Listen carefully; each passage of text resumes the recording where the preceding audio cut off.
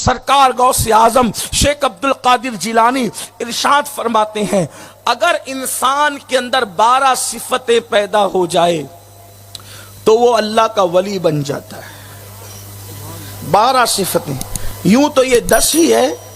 لیکن 2 صفتیں چونکہ اللہ رب العزت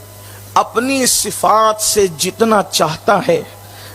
اس کو حصہ عطا کرتا ہے، تو اب یوں کہہ لیں اس کو کہ 2 صفتیں اللہ کی،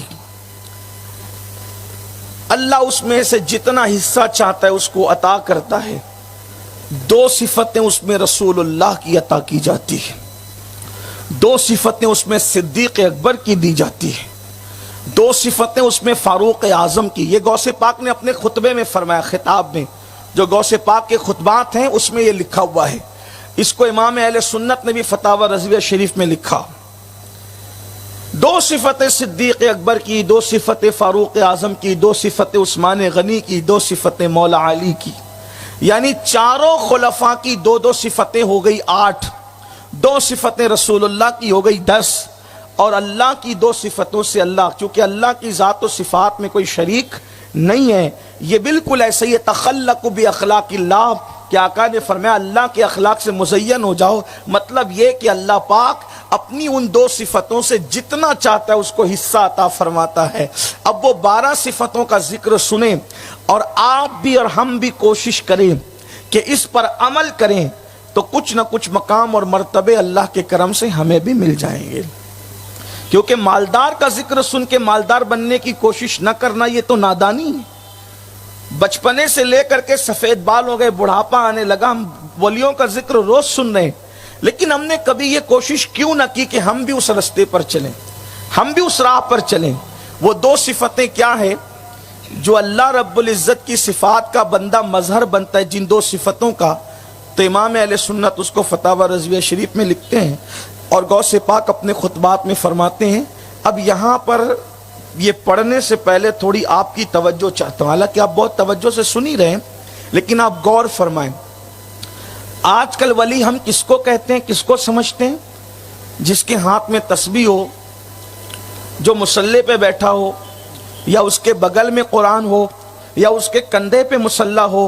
یا اس کے امامے کا پیج اور اس کے امامے کی خوبصورتی ہو، جبے کی خوبصورتی ہو، کسی مسند پہ بیٹھا ہو، 2-4-6 لوگ اس کے پیر دبا رہے ہوں، یا پھر وہ ننگا دھڑنگا کسی درگاہ پہ بیٹھا ہو، یا اس کے بال بکھرے ہوئے ہوں، کالے پیلے کپڑے پہنے ہو، یا وہ قبرستان میں بیٹھ کر کے چلم پی رہا ہو اور جو ہے لگا دم مٹے غم کی باتیں کر رہا ہو، حقیقت اور معرفت کا تذکرہ کر رہا ہو، یاد رکھنا ولایت کا ذکر نہ تسبیح اور مصلی سے ہے مکمل طور پر۔ اس لیے کہ میں بڑی ذمہ داری سے بات کہتا ہوں، انسان پوری زندگی تسبیح گھماتا رہے لیکن یہ 12 صفتوں کا اگر وہ حامل نہ ہوگا تو اس کی تسبیح گھمانے سے وہ اللہ کا ولی نہیں بن سکتا۔ وہ تہجد گزار بھی ہو جائے تو بھی اللہ کا ولی نہیں بن سکتا۔ تہجد ایک الگ چیز ہے، لیکن جو چیزوں کا ذکر اس میں آیا ہے آپ اس پر توجہ کریں، آسان بھی ہے، کوشش بھی کی جا سکتی ہے، لیکن اگر آپ ڈھونڈنے نکلیں گے تو شاید بہت کم لوگوں کو آپ پائیں گے۔ یہ جو فکر دی گئی ہے آپ کو